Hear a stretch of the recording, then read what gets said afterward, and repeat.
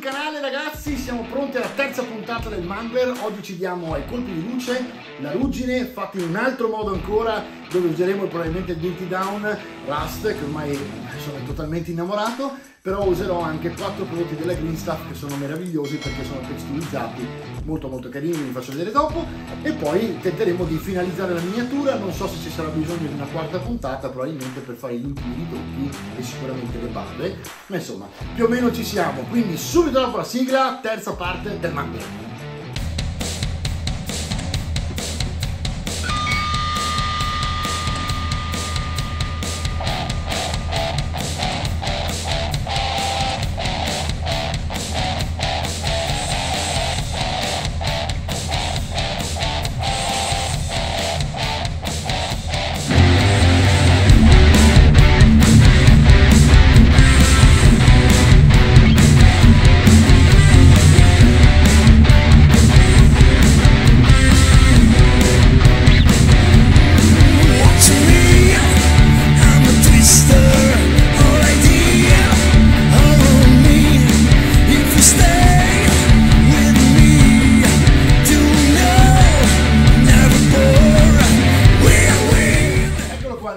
Ragazzi, allora è venuto molto bene, mi piacciono moltissimo le ombre. Ho dato, con l'unica cosa che non avete visto ieri, la lingua del primo Mangler in alto scatenato, l'ho fatta praticamente con il Hive Dweller Purple Speed Paint, quindi era già rossa dall'aerografo e l'ho ricoperta con questo Hive Dweller che praticamente è un purple, un viola molto intenso. Infatti vedete che è diventata molto scura. E adesso con i viola e i rosa andremo a sfumarla dall'interno, che lascerò più scuro, verso le punte esterne, dove dal rosa passeremo alle bave trasparenti, perché poi ho intenzione di continuare queste bave e farne altre praticamente in giro.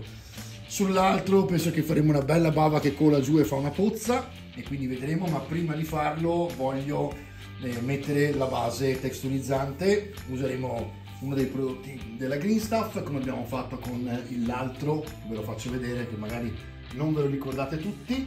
Comunque è praticamente lui, che se guardate apre appunto le bave e ha questa parte sotto, vedete che tipo non è fangosa ma è terrosa, tutta morta, no? Quindi lui è venuto fuori così e praticamente loro li porteremo alla stessa stregua.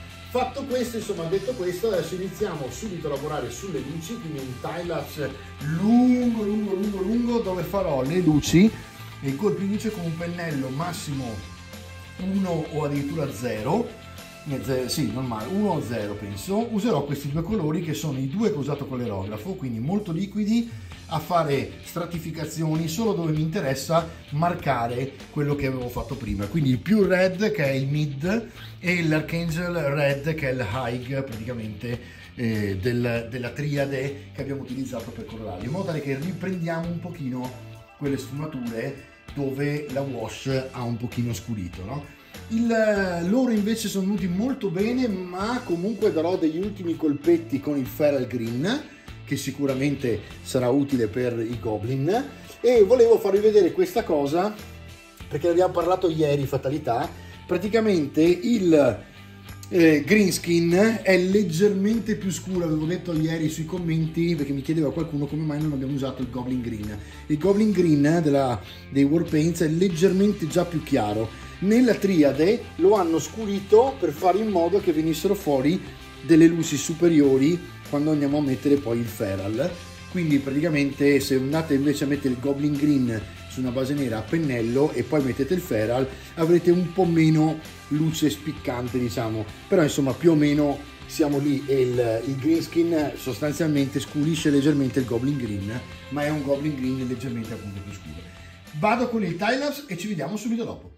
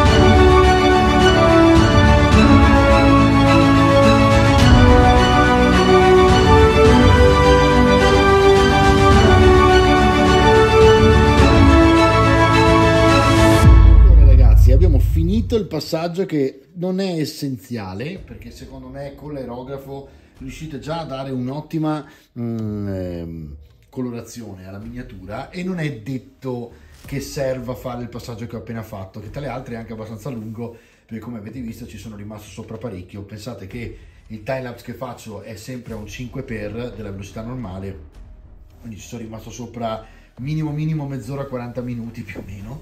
Quindi insomma il discorso è che secondo me adesso che lo vedete è più acceso, e se guardate da vicino vedete tutto quanto il colore del mangler è diventato più acceso e l'ha reso più ovviamente cartonesco, no? Cartone animato. È una cosa che in questo caso mi piace, perché nonostante adori l'invecchiamento, la miniatura troppo satura si perde sul tavolo. Invece in questo modo il colore resta molto vivo, vedete che il rosso è molto forte con le luci arancioni che si vedono appena, perché l'arancione l'ho fatto veramente talmente liquido che ho diluito addirittura il colore del paint, insomma dell'airbrush, l'ho diluito in modo tale che facessi proprio stratificazioni che si vedono come qua, senza quasi neanche il segno del pennello. Mentre poi anche sul verde ho semplicemente ripassato le nocche dei goblin, i nasi, le orecchie e un po' la fronte, però vedete che da questa distanza spiccano proprio i goblin rispetto al mangler. E in questo modo qui, quando adesso andiamo a fare la ruggine sulla catena, invecchiamo tutto, rendiamo super realistico il contorno, quindi la basetta e le catene, i metalli, i legni e tutto il resto, e il mangler e i goblin spiccheranno tantissimo perché sembreranno proprio venire fuori da questo contesto molto rovinato. Allora, vengo subito al dunque con la nostra ruggine. Ecco come funziona.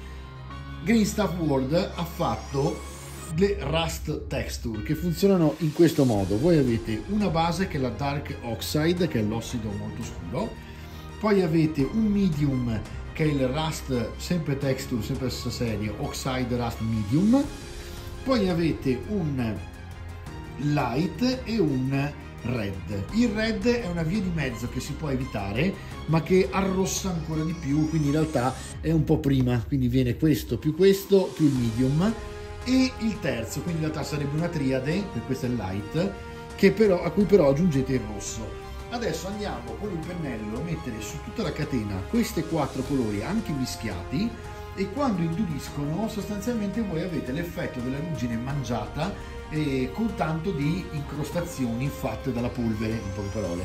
Una volta che abbiamo finito di fare questo, metteremo sopra i punti più luminosi il Rust, che è quello solito della Dirty Down, eccolo qui, che praticamente servirà a dare l'ultima botta di effetto rugginoso.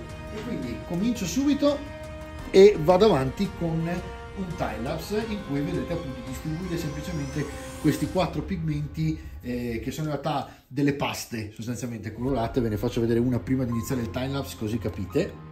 È proprio una pasta colorata, eccola qua. È tipo la stessa cosa che fanno per i pavimenti, però con colorazioni che danno sul violaceo rossastro fatte apposta per la ruggine. Ok? Ci vediamo subito dopo il timelapse.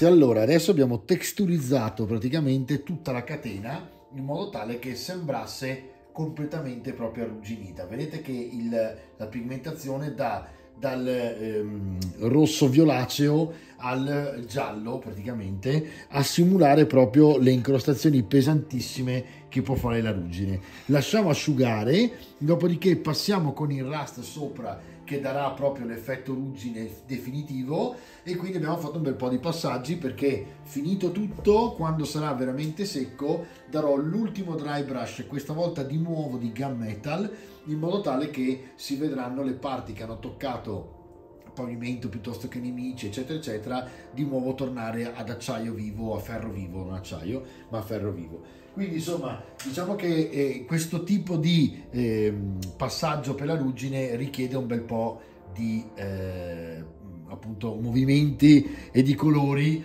e di passaggi stessi, perché giustamente stiamo parlando di una base di metallo, 4 colori texturizzanti della Green Stuff, il rust sopra e infine 7° colore arriviamo di nuovo al dry brush fatto di gunmetal. Quindi una parte un po' impegnativa, che però dà un risultato veramente divertente, soprattutto per il fatto che Green Stuff, rispetto a tra le altre sul metallo ho messo il Typhus, che già di suo è un tecnico della Citadel che ha un po' di sabbia all'interno, quindi è tutto molto e pesantemente texturizzato, no? Poi ci sono dei punti che sono diventati molto gialli, che andrò a levare con il dry brush, perché non voglio questi pettoni tra virgolette gialli, però insomma diciamo che in definitiva vedrete che tra un pochino la catena sarà veramente bella da vedere, realistica, soprattutto interessante all'interno di una colorazione che è tutta sulla base dei mangler, che sono rossi e danno verso l'arancione. Quindi poi la catena arrugginita in questo momento è un po' scomparsa, quando riprenderemo col dry brush vedete che viene fuori il metallo di nuovo. Quindi ora timelapse e vado avanti con il rust piuttosto che poi col dry brush, eccetera eccetera. A tra poco.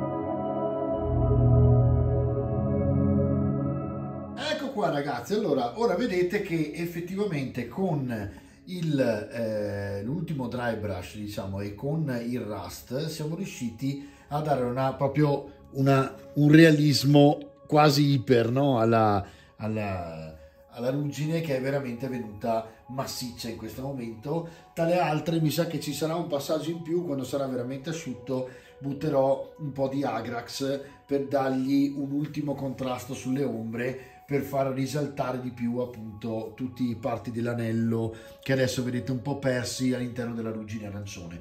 Però ci sta, perché questo qua in realtà è l'effetto che volevamo dalla nostra ruggine, come vedete è venuta. Chiaramente poi tra le altre, quando fate l'ultimo dry brush sopra una texturizzazione così massiccia con tanta sabbia, ovviamente il dry brush viene molto bello perché viene praticamente sul ruvido, il pennello dry brush è fantastico e quindi vi dà tutta questa texture finale. Ok, adesso che abbiamo fatto la ruggine, abbiamo visto un altro metodo per fare la ruggine, questa volta veramente massiccia. Andiamo a vedere un attimino di nuovo i colpi di luce sulle zanne.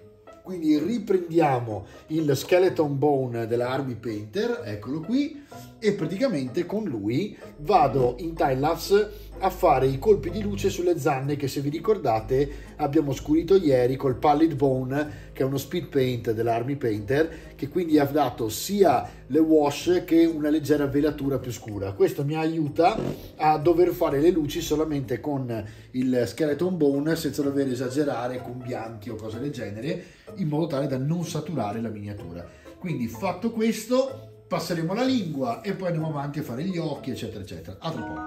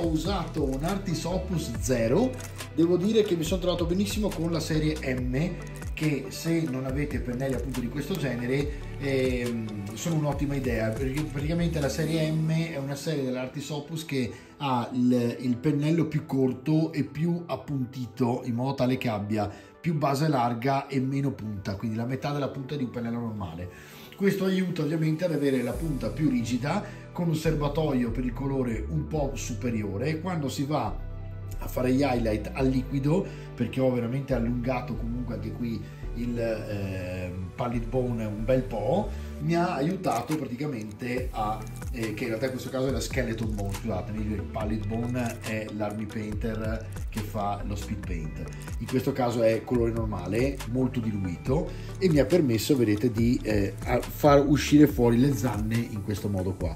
Anche qui le lascerò così perché ho capito, insomma, anche negli anni dipingendo io ero molto più sul realismo su tutto, però quando voi fate troppo realismo su tutto quanto finisce che praticamente la miniatura si perde sul tavolo perché saturate troppo col bianco i colori. Quindi, per non avere questo effetto, alcune cose le fate realistiche e in questo modo create uno stacco tipo la catena, appunto, che è diventata tutta arrugginita, molto realistica. La basetta sarà molto realistica. Loro, i personaggi, ormai li preferisco leggermente un po' più fumettosi, come vedete, e permette da lontano di vedere questa miniatura spiccare sul tavolo. Vedete come dall'alto viene fuori, no? Il rosso, piuttosto che le zanne sono molto definite, e il verde dei goblin con queste teste molto sfumate, no? Quindi aiuta moltissimo. Adesso a un altro timelapse vado avanti praticamente con la lingua, faccio gli occhi li farò gialli con un leggero puntino rosso che li fa un po' pazzi, come se fossero completamente in berserk i due mangler, perché effettivamente dalla miniatura si capisce che sono impazziti. E poi praticamente faccio la basetta, quindi texturizzo la basetta in modo tale che per domani che finiamo con le bave abbiamo già la base da drybrusciare completamente indurita. Quindi ci vediamo fra un attimo. Tra le altre farò i funghetti, queste cose qui, quindi ci sono delle cose da finire che però effettivamente possiamo finire anche domani insieme alle bave. Quindi ci vediamo tra poco.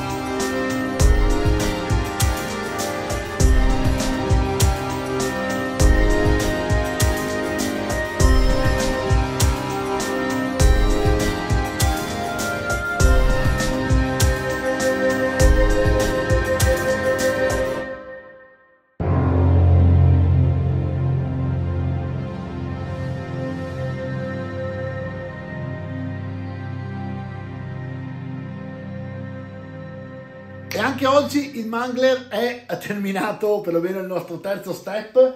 Siamo andati avanti molto bene, praticamente abbiamo quasi finito. Domani facciamo le ultime sfumature sui neri, perché ancora dobbiamo toccare il nero dei Goblin, quindi andiamo un po' sui grigi ma molto scuri. Magari troveremo qualche sfumatura sul verdognolo turchese, adesso vediamo un pochino domani cosa mi salta in mente. Per il resto abbiamo fatto la ruggine, ho fatto già la basetta, l'ho preparata, ho messo addirittura del mud, cioè del fango verdognolo, che domani dovrebbe rimanere glossato rispetto alla base, quindi poi quando dry brusheremo avremo un po' di cose divertenti da fare. Ho messo il gloss che non avete visto sulle gengive, sulla lingua e sugli occhi, in modo tale che si accendono di più con il lucido, e per il resto ci siamo ragazzi. Quindi domani finalmente finiamo il nostro Mangler con tanto di bava alla bocca e vedremo questa miniatura super dinamica diciamo all'opera sui tavoli dello studio. A domani, ciao!